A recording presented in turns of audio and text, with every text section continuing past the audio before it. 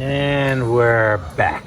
Okay, so last we left, we had dismantled everything to install the new gearbox, and the gearbox did not fit because it was the wrong one.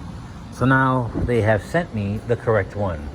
This definitely looks like the correct one.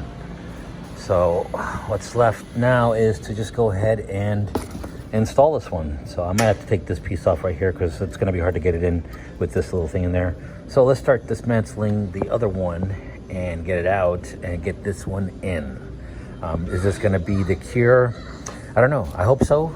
But I did order one more part, which is the cable that's in the actual, I guess, chain link or whatever it is, plastic link harness track thing that's up there.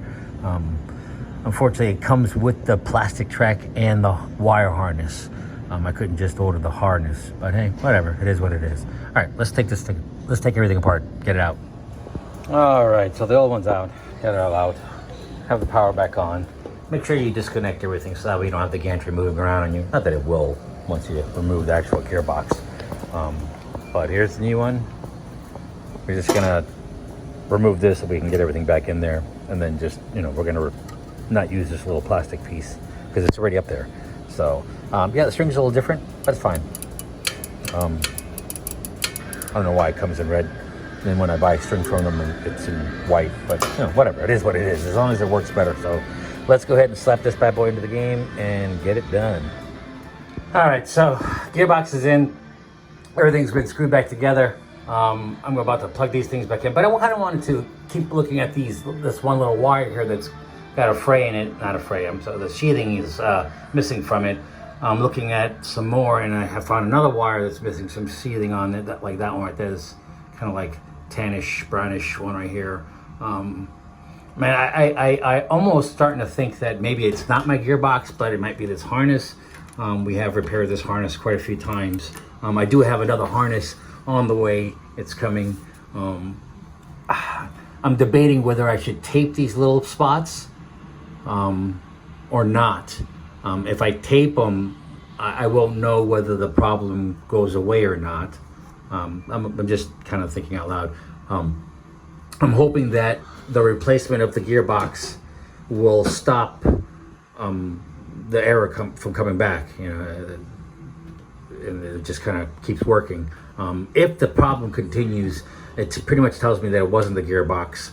The problem's definitely going to be in the wire harness right here, or it could be somewhere else, but I'm definitely going to think it's going to be in the wire harness itself versus anywhere else. So with that being said, I'm not going to tape it. I'm just going to leave it like this. I'm going to let it roll, see what happens. If it continues to work without any problems, then okay, maybe it wasn't the harness. And I'll just come back in here and put a little piece of tape on there for the time being until I get the new one in, and then just replace it. But if it continues, then I'll put some tape on it and then do some more testing, and then hopefully that would tell me whether it's the harness or not. Definitely won't be the gearbox because this is a brand new gearbox. All right, so let's finish this up and put the claw on and get it all back together and let it run. Do some testing. All right, let's finish it up. All right, so I ran into another little issue. One night when I put all this back together, I wanted to make sure that nothing was hitting anything, so I started moving this back and forth. And I noticed that all my wires, everything right here was getting hooked onto this right here. It's like I had to kind of like bend everything kind of out of the way. But yeah, all my wires, so that the reason why these wires were getting all messed up is because they were hitting this corner right here.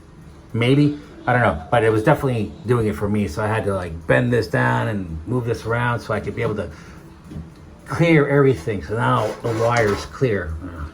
Hard to move this. They won't hit.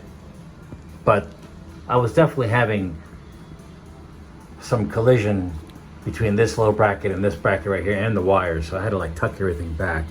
So it's probably, the harness is probably the problem. So I'm just gonna trying to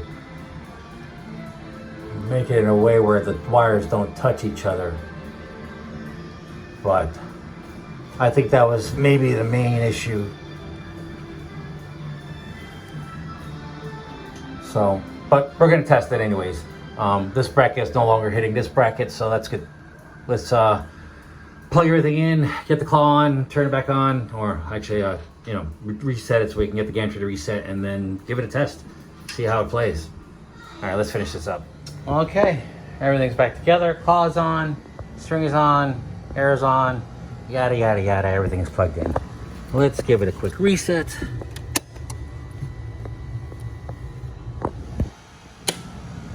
Turn her on. Hopefully it should just go up.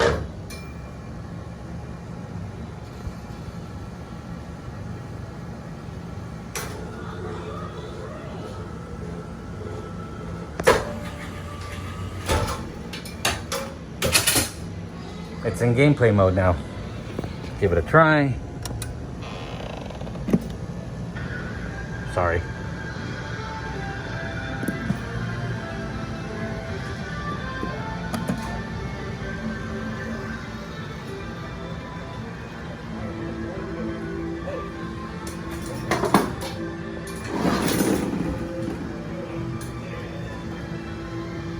Well, seems to be working, normal.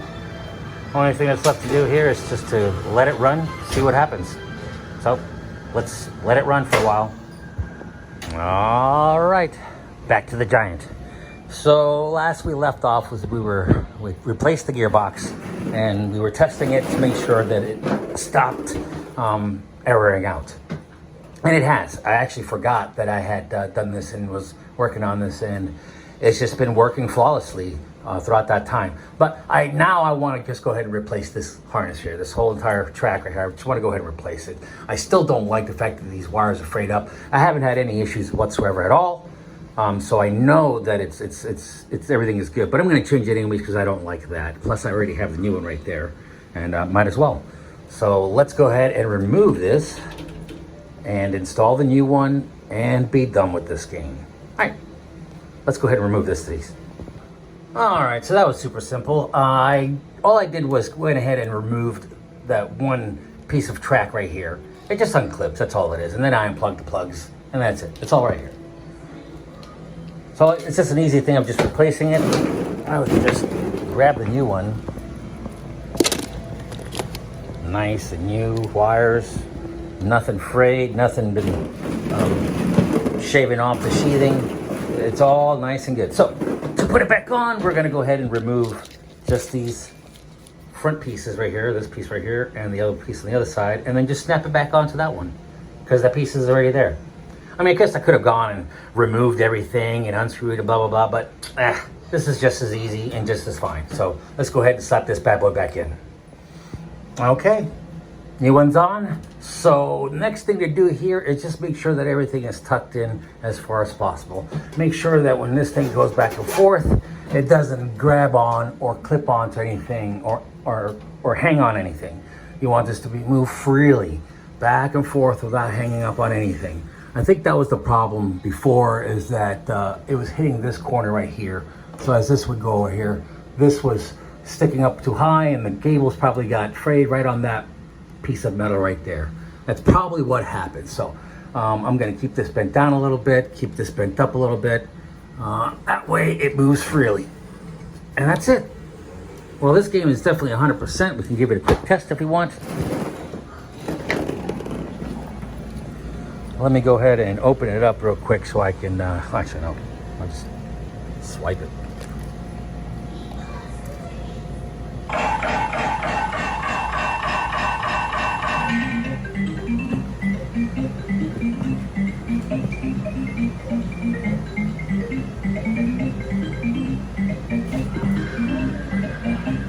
I'm just making sure everything is working fine.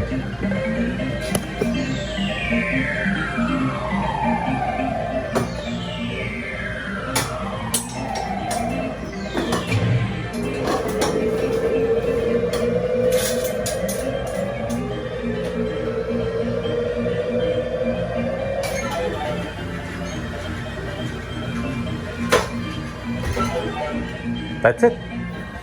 This game is back up to 100%. We've put the plastic in the front. Everything is all nice. Everything's all back together. And that's it.